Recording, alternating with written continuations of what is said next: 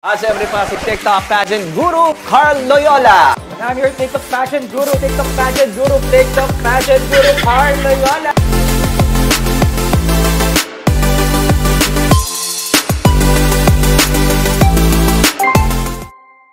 Again, magandang umaga na. It's August 25th. Wala naman nakapagsabi na ang Miss Grand pala ay August 24 to August 25. So, August 25 na nagpe-question and answer pa. Akala ko nga, top 15 down to top 7. Tapos sila lang yung mag-Q&A. Yun pala, tinapos yung top 15 tsaka Q&A. So, ang dami nangyari. Ang haba. Kakatapos lang ng farewell walk ni CJ na napaka-emotional as a fan ni CJ na nasubaybayan natin si CJ since 2022 at nag-speech siya kanina, napaka-emotional ng mga sinabi niya.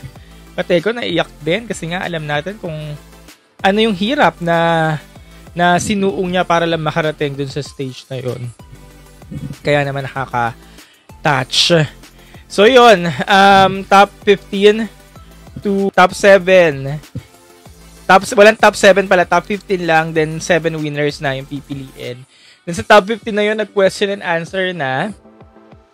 May mga tumatak ba sa inyo pagdating sa question and answer? For me, ang best sa Q&A, sinong best sa Q&A sa inyo?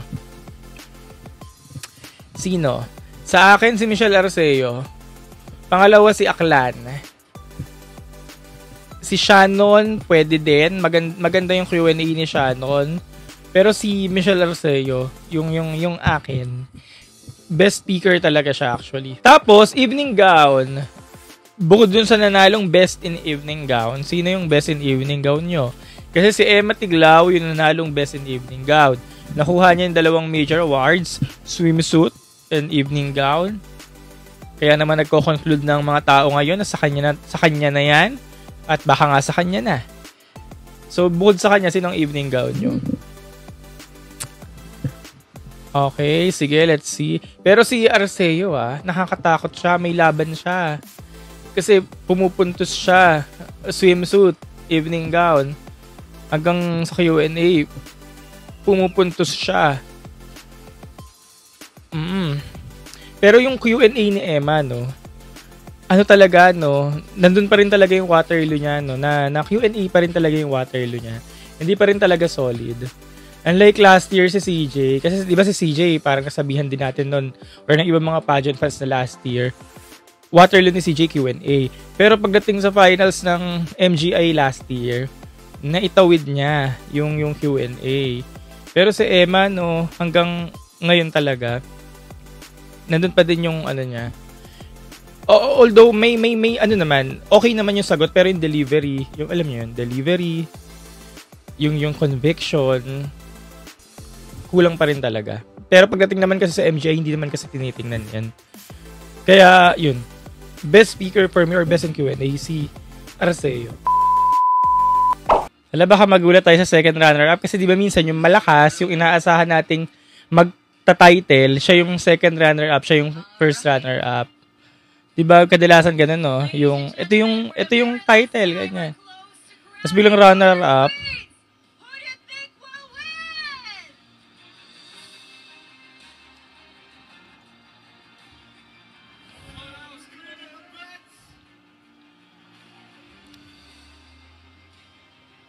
ayaw pa sabihin.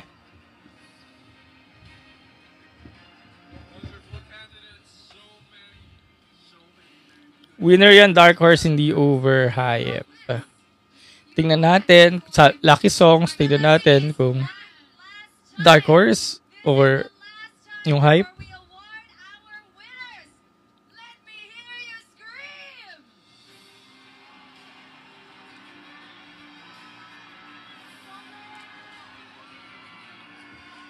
Konti na lang, content taste na lang. Makakatulog na tayo.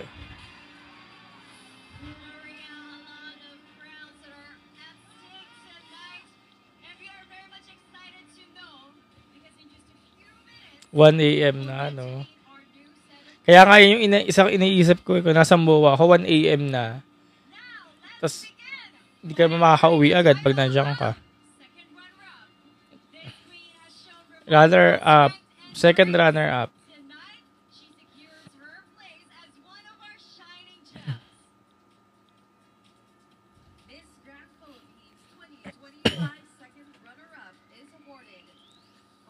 Hindi gayahin ng Taytay. True. Si Sofia nga, inappoint na sa kanya yung Elite World. Siya na ang ginawang Elite World 2025.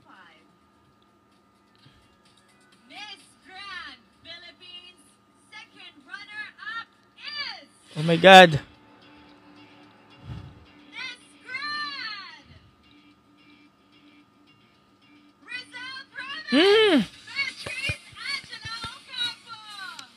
Si Rizal Province.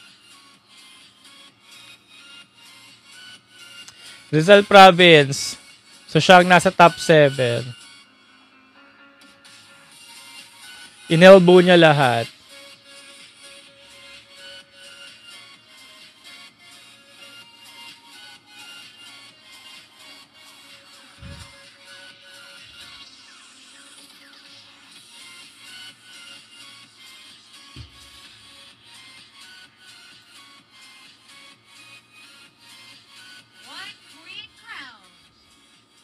Si Mark. Paano yung mga di matatawag? Wala na. Wala.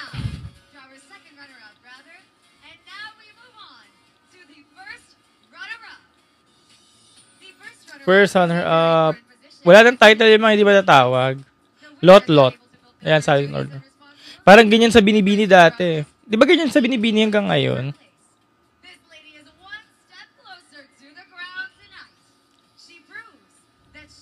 Wala nang top pa.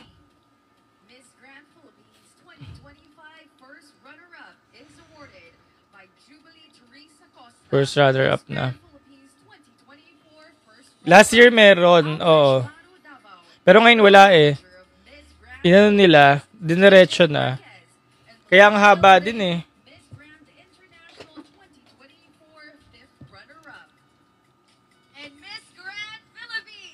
Captain, wala pa. First runner-up pa lang. Woo!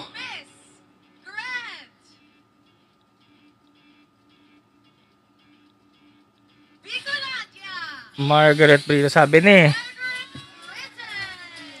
nandiyan yan si Briton eh. Nasa top 7. So, sino na naglag dun sa mga ano? Si Shannon, laglag yan, panagurado. Wala nang title yan.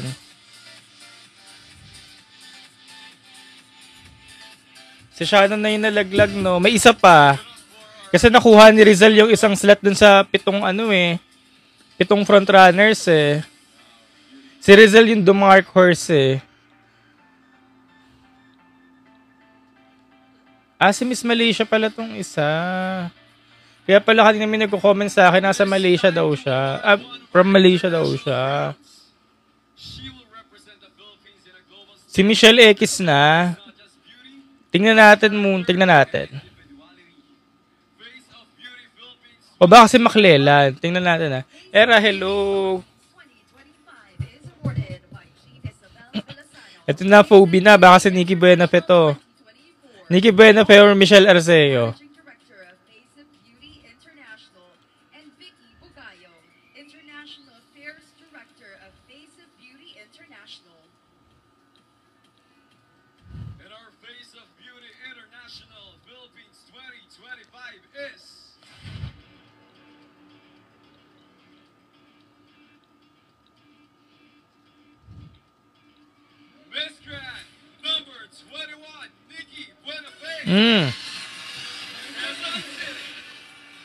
Si Nikki Buenafe nga.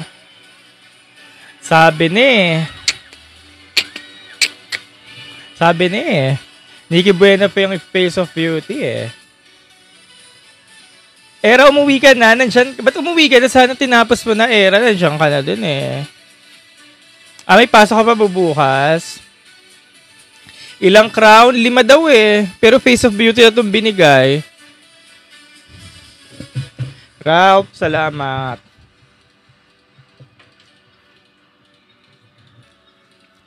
Sabi na si Nikki Buenafe. Gabi na din, Kuya Carl. Buti may nasakyan ka pa.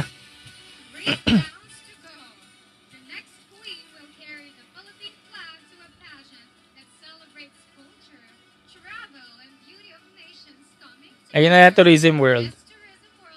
Oo. Yung Tourism World, guys, ito yung napanalo ng first runner-up ni Justin Felizarta. Pero ano lang to eh. Lulubog-lulitaw na pageant.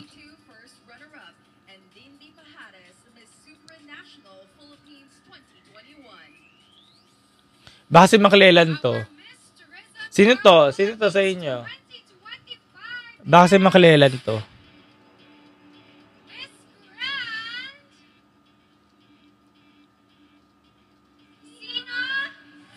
Aklan!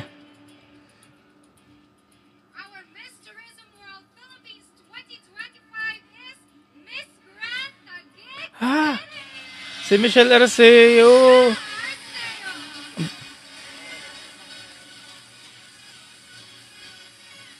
Okay lang kaya si Michelle? Kasi 'di ba lagi siyang vocal na grand or nothing. Grand or nothing siya lagi. Tsaka grand naman talaga yung gusto niya eh. Pero at least, 'di ba sabi ka natin kanina, sabi natin kanina hindi pa babayaan niya ni ALV. Bibigyan niya ng corona. Ayan, may corona pa rin naman siya. Title pa rin naman. And si Justin nga yung nag-corona. Si Justin yung last winner nun sa ALV Pageant Circle eh. Kasi lulubog lilitaw na pageant lang to. Pero first runner-up nga si Justin.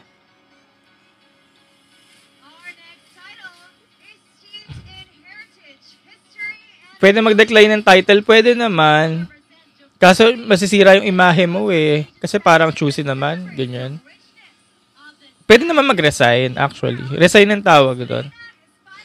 Ayan na, RHA. Second highest top crown yung ano nila, Asia Pacific. Second highest top crown na ngayon. Kasi matagal na rin kasi ang Asia Pacific eh.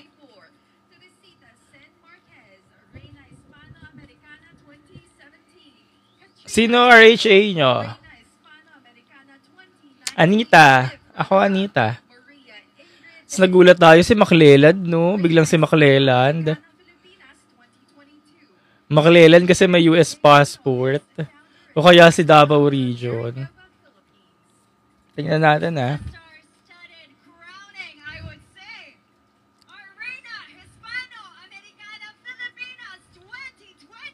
Zambales.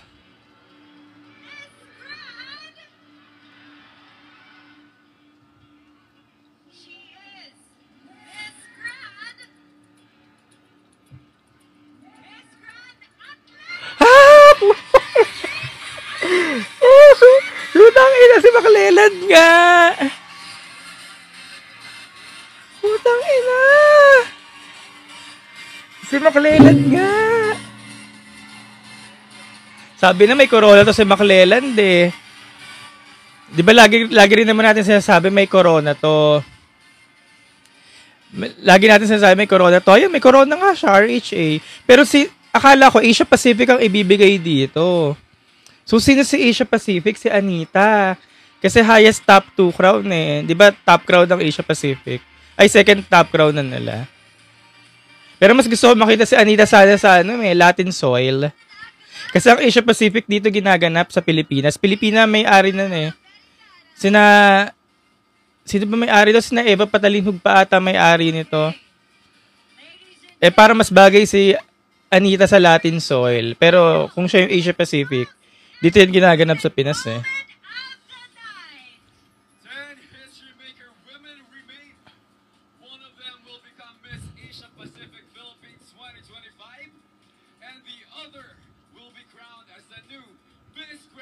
Masyadong sporty. Para sa akin, masyadong ang taas ni Anita sa Asia Pacific. Masyadong high caliber. Pero kung Asia Pacific na yun sa kanya, okay lang naman. At least may corona kaysa wala. Gusto nyo ba crown or nothing? Okay na yun.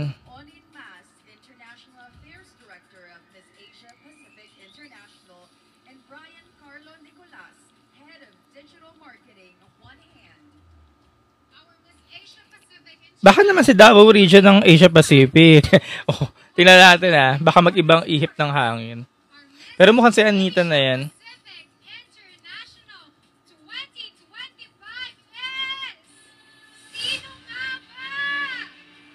Si Anita at si Emma na lang natitira eh. Si Shannon ang kawawa. From first runner-up, tas bilang wala. Unless si Shannon ibibigay. Hala, baka kay Shannon ibigay.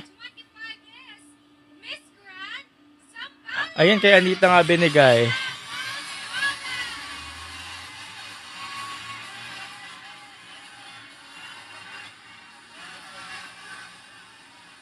Kaya Anita na nga ibinigay. So, si Emma na yan. Si Shannon ang walang ibinigay kay Shannon.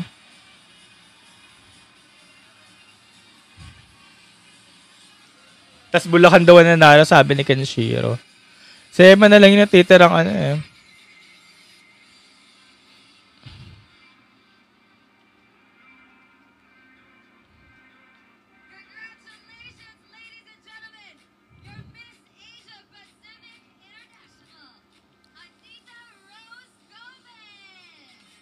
Pero imagine niyo kung walang Asia Pacific na crown. Malalaglag pala talaga to si Anita, no? Kasi di ba itong Asia Pacific siningit na lang to ngayon eh. Kasi si McClellan pa rin para sa RHA eh.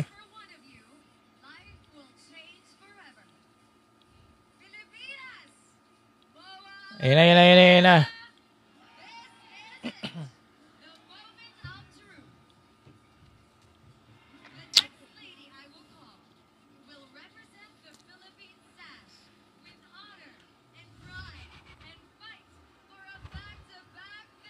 Wait lang Concentrate lang tayo. Parang lahat no, nakaabang no, Pampanga daw, tapos bilang nag-iba no.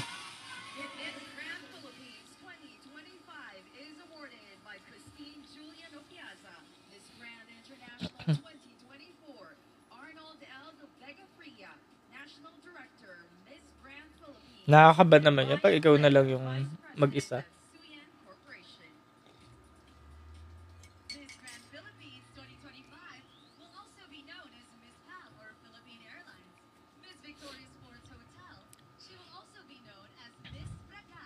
Davao versus Pampanga versus Bulacan daw, sabi ni Northman.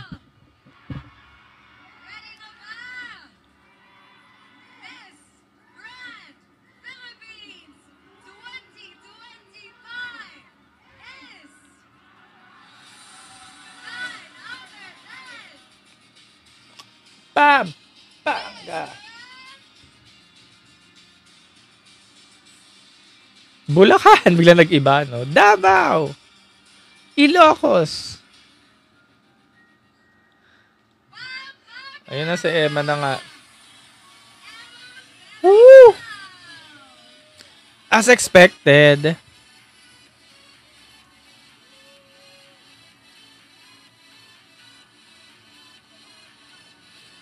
Pero, kung wala naman si Emma dito, malamang si Anita talaga yung mananalo. Si Anita talaga yung MGI. Kaso nagpakita kasi sa Emma Dao talaga to sa Emma Bigla nagpakita Si Anita na sana tong MGI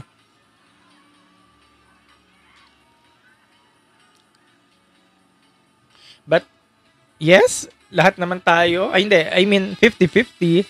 Pero ako satisfied ako sa resulta kasi bukal naman ako sa Emma ang gusto ko. Pero para sa mga hindi gusto si Emma for the MGI PH crown, alam kong masakit sa atin or sa inyo. Pero ako, vocal ako na si Emma kasi nga, si Emma talaga yung nakatik ng 5Bs. Chinek niya lahat kasi talaga ng 5Bs.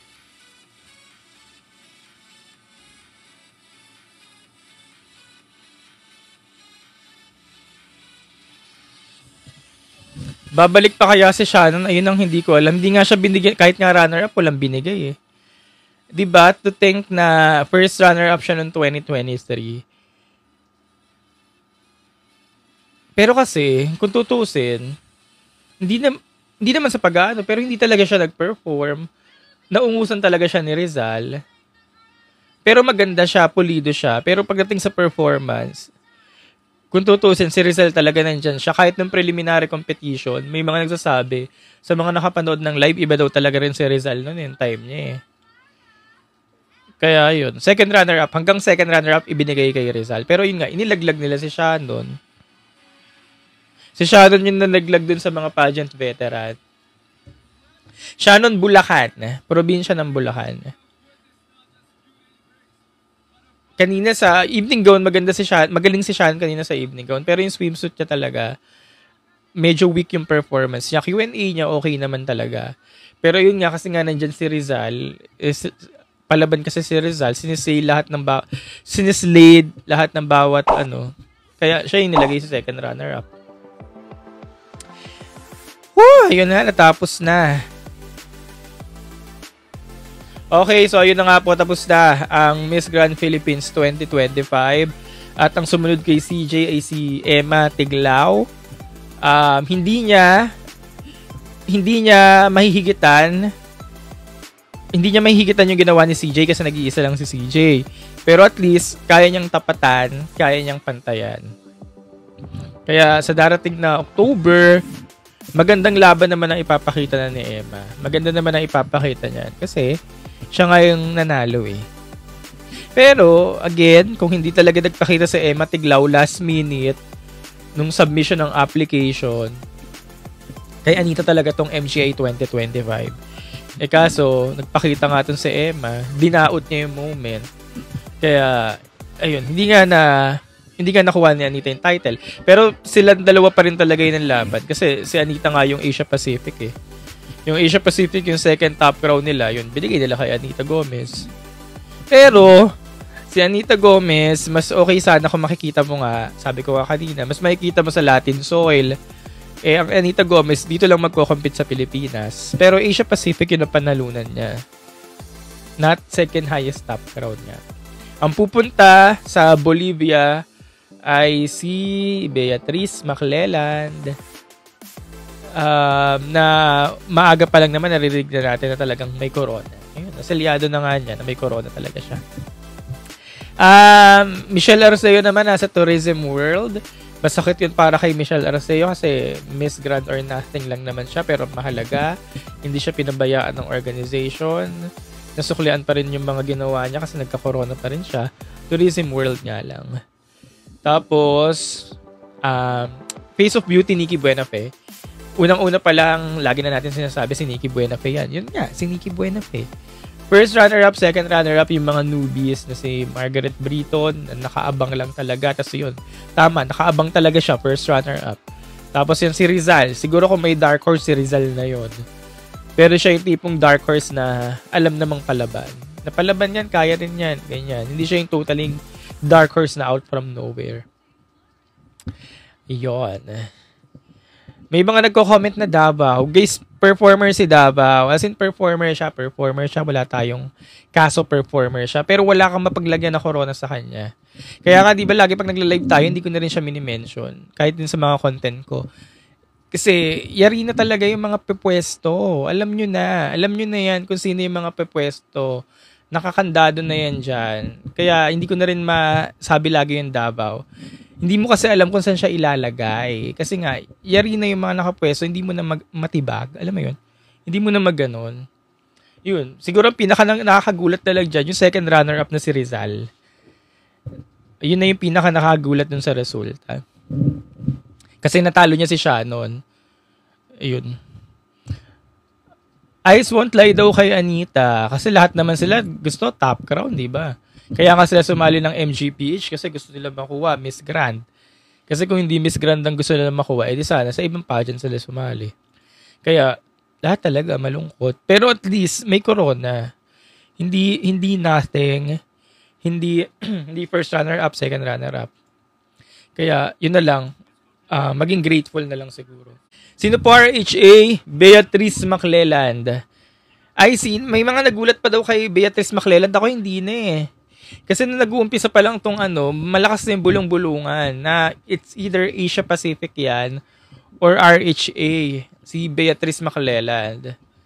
Kaya hindi na ako nagulat. Siguro nagulat yung mga hindi kilala si Bea. Hindi kilala kung paano mag-compete si Bea or kung anong makinarya meron si Bea kaya nagulat.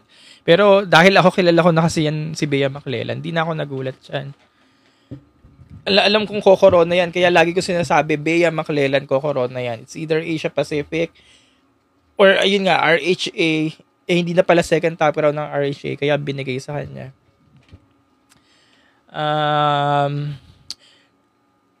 Siguro pinaka heartbreak na dito or heartbroken si Shannon talaga. Si Shannon na yung pinaka malungkot yung nangyari.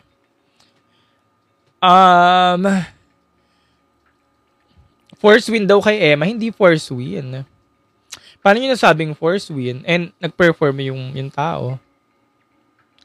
Second top crown, Asia Pacific International. Nagigets ko naman kung bakit siya yung second top crown. Kasi in terms of existence, matagal na kasi yung Asia Pacific. So parang in honor na rin, ginawa na siyang second top crown. Ayun. Pero parang ano ba? Basta kung alam nyo lang talaga. Kung alam nyo lang talaga kung anong ano. Anyways, feel ko daw next year mas boring pa. Depende sa kasali. Nagiging boring lang naman ang pageant. Depende kung sino yung candidates, ganyan. Kaya tayo ngayon nakatuto kasi nandyan tong dalawa. Ganun. Feel mo ba back to back? Yung kay Emma, kaya back to back? Hindi mo rin masabi.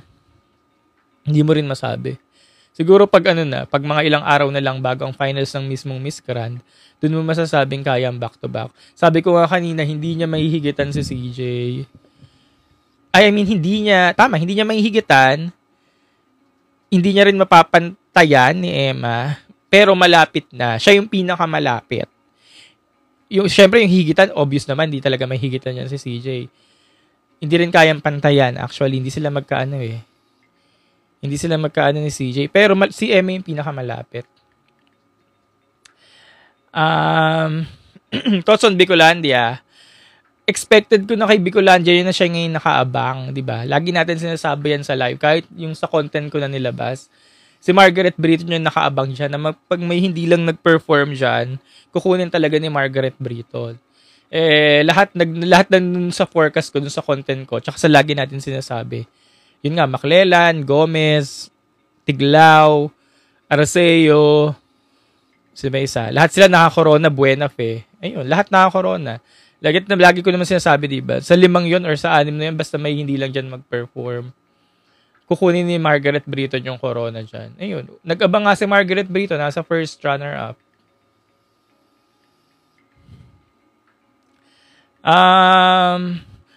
Thoughts on Anita, nabanggit na rin natin kanina. Okay na yun kay Anita. Alam ko maraming masakit sa dibdib kasi gusto nyo nga si Anita sa MGI. Pero okay na yun, ha? Okay na yung Asia Pacific kesa wala. Gusto nyo ba wala or second or first runner-up? Pero mas okay sana kung RHA talaga. Sayang lang.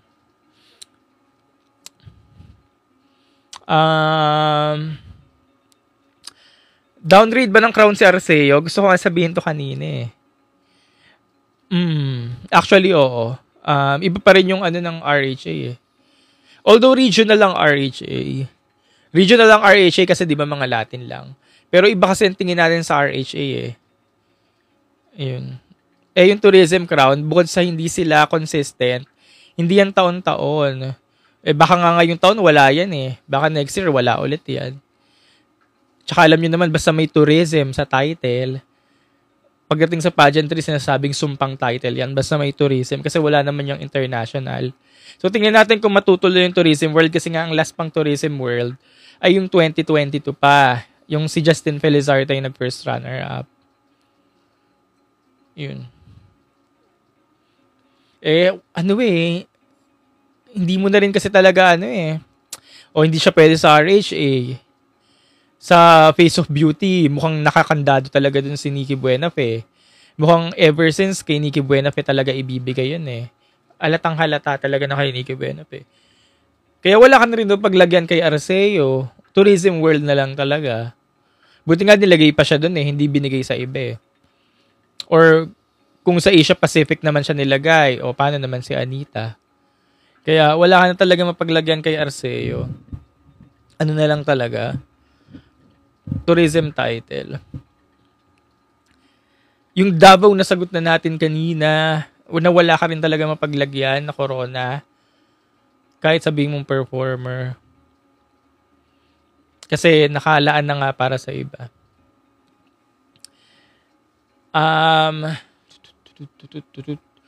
Reina Hispano-Americana, yun nga, si McClelland. Sayang, siya talaga ang RHA ko. Ayun naman din ako. Siya din naman ang RHA ko si Anita, pero yun yung decision nila, si McClelland. Pero mukhang decision na nila yun dati, parang inassign, alam mo yun, parang nakalaan talaga sa kanya. Parang siya na yun eh. Si Bea McClelland for RHA. Parang siya na talaga yun. Nakakarinig na ako ng mga chika nun dati Hindi, mag-RHA na yan si Bea. Hindi yan Asia Pacific. Kasi ako nung una, Asia Pacific yan, Asia Pacific. Pero mga kwento, hindi RHA yan. Yun, RHA nga.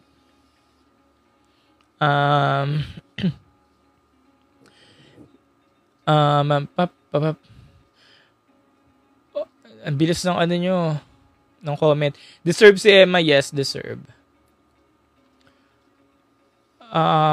Universal Woman na title. Saan ba ito sa Miss World ata ito ibibigay kasi hindi naman sila magka-crown ngayon kasi kakatapos lang. So next year, pag may Miss World Philippines, doon nila ibibigay yan. Ngayon, pag nauna yung mismong pageant na Miss Universal, mag-a-assign sila. Kaya very crucial yung role ni Margaret Britton. Kasi pag may mga titles sa ALB na walang panlaban, first runner-up lagi yung kinokontak. Kaya ganun ka-crucial yung role ng first runner-up pagdating sa ALB.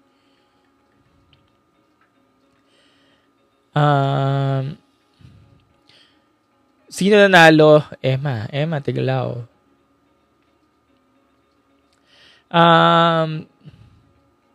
Again guys, wala makakahigit kay CJ. Sa roster ngayon, wala talaga. As in, wala. Walang pwedeng humigit kay CJ. Kasi nga, nag-iisa lang si CJ, syempre. Makakapantay, parang wala din, pero may malapit na. At sabi ko nga kanina, si Emma talaga yung malapit kay CJ. At kung alam nyo yan, wag tayong maglokohan. Kasi nga, nasa kanya yung 5Bs. Thoughts on swimsuit? Sino ba best in swimsuit? Si Emma din, di ba? What if bumalik si Anita? Hindi pa siya pwede bumalik kasi magko-compete. Siya yung reigning Ang Asia Pacific, mangyayari yan this year. Mga October or December. Kasi yung last year, October yan na nangyari. Si Blessa, yung representative natin na nag-third runner-up. October yan nangyari. So baka October, November this year. Next year, hindi siya pwede bumalik kasi magpapasa siya ng crown. 2027 na siya pwede bumalik. Unless, i-give up niya. Pero syempre, pag nag-give up ka kasi ng title, pangit tingnan. Ibig sabihin, ungrateful. Pangit tingnan pag nagde-decline. Masisira mo sa organization. Kasi ungrateful lang kinalalabasan.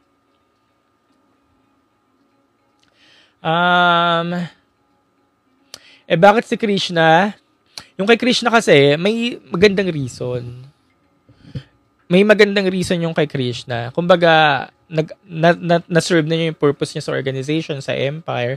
Nag-antay na siya ng matagal. Tapos akala natin, wala na. Kaya give up na niya.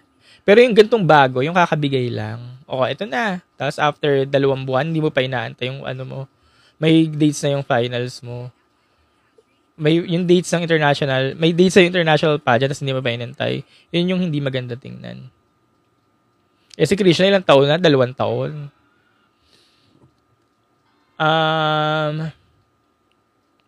Yung kay Atisa sa Cosmo, bumalik siya. Paano Atisa kayo sa Cosmo? Yung nangyari kay Atisa. Paano ba nangyari kay Atisa? Bumalik siya. Hindi pa tapos yung Siguro pinayagan siya. Pwede, oo. Siguro depende sa pag-uusap ng organization. O sige, pwede naman. Sabihin natin kay Anita. Kunyari, matapos niya ngayon yung pageant niya sa October. Kausapin niya ulit yung organization. Pinayagan siya. Edi go lang. Pero yun nga, sana wala ulit siya makasabay na katulad nito. Kasi dapat siya na talaga yan. Nakasabay niya lang si Emma. Pero wala namang problema kay Emma kasi siya talaga eh. Siya yung ano eh. Sa kanya yan eh. International po yung Asia Pacific. Yes po. Nakalakihan ko yan eh. Yung Asia Pacific, elementary pa lang ako. Nanonood na ako sa GMA 7 yan dati. Pinalalabas. Mga 1999, year 2000. Doon ko yan naumpisahan panoorin eh. Tapos, dati, mga Asian countries lang yan. Para siyang RHA. Kung sa Latin may RHA, dito sa atin, may Asia Pacific naman, mga Asian. Not until, noong mga 2017, 2018 ata, tumatanggap na rin sila ng mga kandidata sa buong mundo na. Hindi na Asian. Tapos hanggang sa nagbago na sila ng directorship, parang Pilipino na yung may-ari. Kaya lagi na siya madalas dito ginaganap. Parang ganyan. Ang pinaka-favorite kong winner ng Asia Pacific, si Jocelyn Canonisado. Sino to? 2002 ata. Asia Pacific Philippines. The year 2000 ata si Jocelyn Canonisado. Kasi bata ako, ganda-ganda ako sa kanya eh. Tapos may nanalo ng Philippines 2018, Sharifa Akil. Ganda rin nun. Sharifa Akil 2018. Siya yung huling Pilipinang nanalo dyan. Ko-content ko yan. Yung mga history ng Asia Pacific. Eto, nakuha ang title ni Anita Gomez. Asia Pacific title. Asia Pacific ay blah blah blah. Sige, content ko yan para sa inyo. Tsaka yung mga winner nila. Basta ang ganda nun. Sharifa Akil. 2018 Miss Asia Pacific. Para lang may idea kayo. Tapos, nasa Empire yan. 2 taon nasa Empire yan. 2023, 2024 nasa Empire yan. Last year, Blessa Figueroa, 3rd runner-up, Asia Pacific. Hindi nyo alam yung Asia Pacific, no? Alam nyo lang kasi Universe. Universe, World, Grand. O, di ngayon, alam nyo na. Nasa na yung mga toxic fans ni Anita kanina. O, alam nyo ba yung lalabanan ni Anita? O, malalaman nyo, panoorin nyo yung content kong gagawin. Pantay ba si CJ at Krishna? Paanong pantay? Ay, oo, masasabi ko oo. Yaman lang din naman na sabay lang din sila sa Miss Universe 2023. First runner-up, second runner-up. Kumbaga sabay yung journey nila. Masasabi kong oo. Sila yung leveling.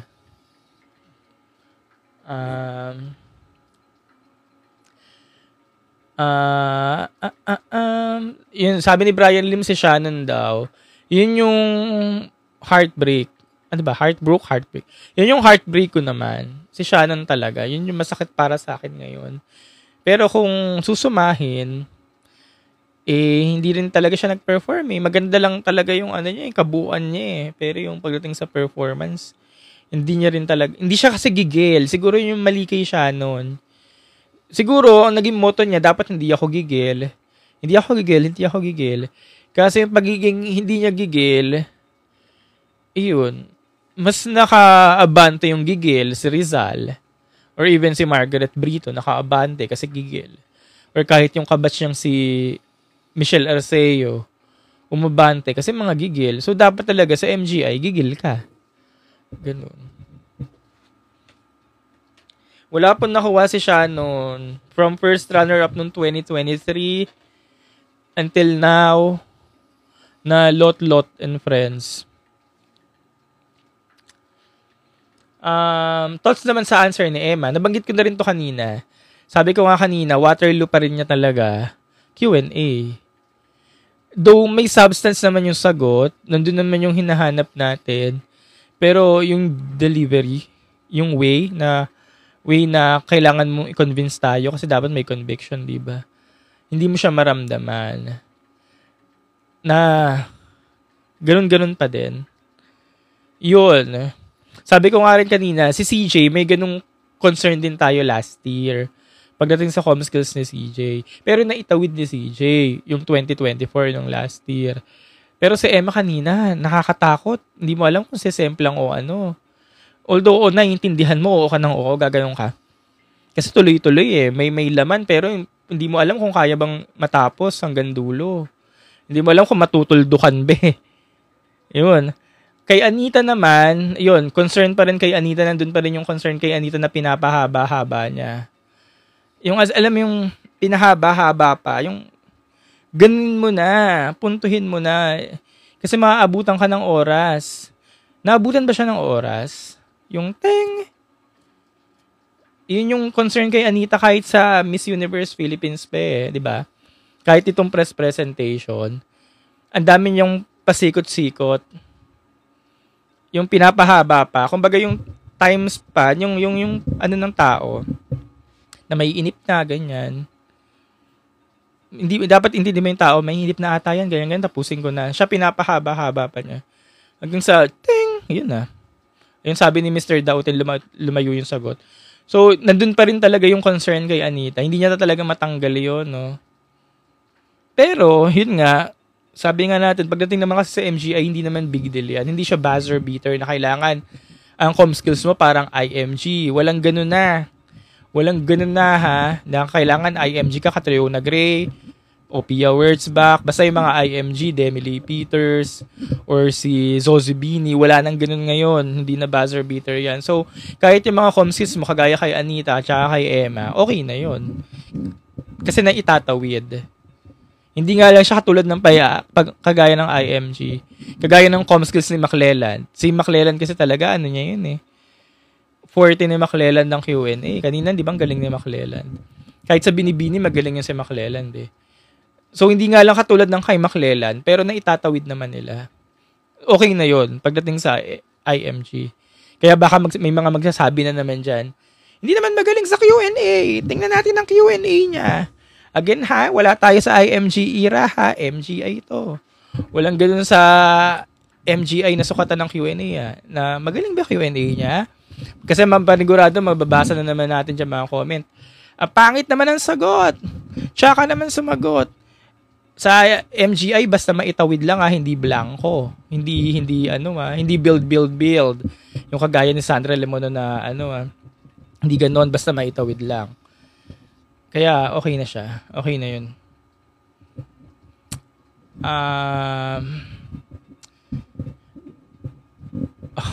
What is your reaction po? Ano ba bang sinasabi ko? Nagre-react na nga tayo. Yung sa mga, naman, masasakit ang damdamin, kasi nga, hindi pumeso si Davao. Yun nga, wala na talaga mapaglagyan corona kay Davao. Pero performer siya. Di ba? Live tayo kanina swimsuit. Sabi ko, ang ganda ng niya, ganda ng lakad niya, maganda yung styling niya, ganyan. Wala na lang talagang corona na malagay kasi nga, yun na yun naka-assign na sa kanila yun Umpisa pa lang, inassign na itong mga to ng ikaw si ganito ikaw si ganun na. Parang pinaglaban na nga lang first runner-up at second runner-up Tapos pinaikot na lang yung mga corona dun sa mga girls na to. Parang may girls na sila. Kunyari, 5 girls, 6 girls. Papaikutin na lang kung sino dun. Tapos pinaglabanan na lang dyan, first runner-up, second runner-up.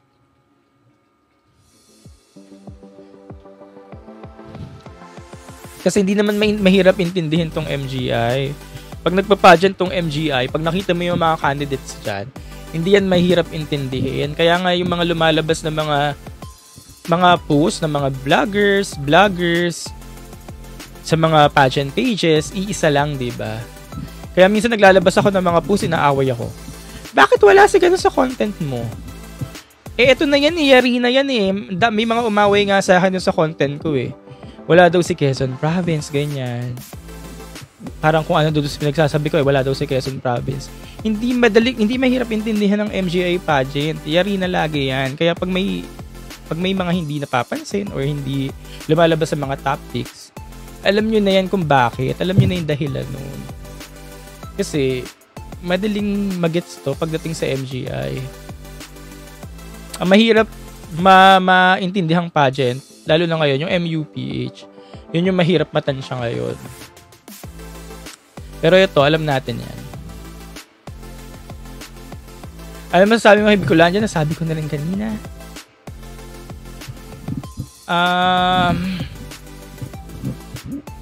Davao region for Miss World.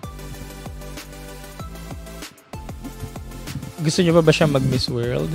Kasi parang yari na rin tong Miss World eh. Parang alam nyo na kung sino maglalaban dyan eh.